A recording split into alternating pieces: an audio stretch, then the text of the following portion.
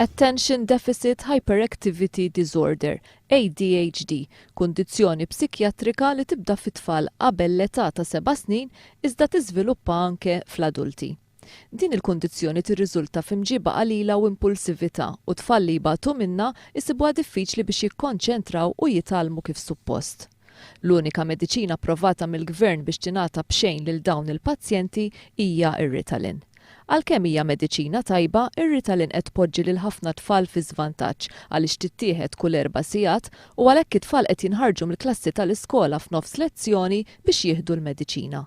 Dwar din is-sitwazzjoni Mawa News tkellmethom li għandha tifla tbati mill-kundizzjoni tal-ADHD.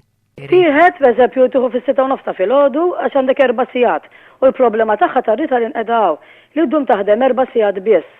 Issa, sakemm toħodha, sakemm taħdem u sakemm tarġa' biex tibda tmur l-effett tagħha, hemm ftit ħin li ma jkunux bil-pinnola huma, ma jkollhomx l-effett tal-pinnola, għal sakemm jerġgħu jieħdu l-pinnola l-oħra qed jerġgħu jistennew ħin biex jerġa' tibda taħdem.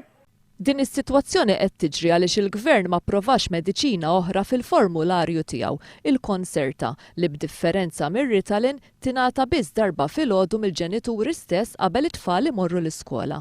Issa jekk jieħdu l-Concerta għandhom dawk 12 sigħa li għandhom li huma dejjem għandhom qegħdin fuq il-pinnola. Hekk jieħduha fis-7 ta' filgħodu għandhom dak il-ħin ta' 12 sigħa għandek moħħok mistrieħ li huma qegħdin alert fis-sens kif taqbad tgħid għandhom moħħhom hemm. Għax it-tifla tiegħi pereżempju meta ma tkunx bir-Ritalin. Ħafna drabi ma qasbis tkun tafx qiegħda ngħidilha. L-om tajt li meta l-Ministru Joe Cassar kien għadu jeżerċita l-professjoni tiegħu f'dan il-kamp kien ikun huwa stess li jirrakkomanda l-mediċina Concerta. Fil-jiem li ġejjin, numru ta' ġenituri ta' tfal bil-kundizzjoni tal-ADHD se jippreżentaw petizzjoni fil-Parlament biex il-Gvern jieħu azzjoni immedjata u japprova l-mediċina Concerta fuq il-formularju tiegħu għal mediċini b'xejn.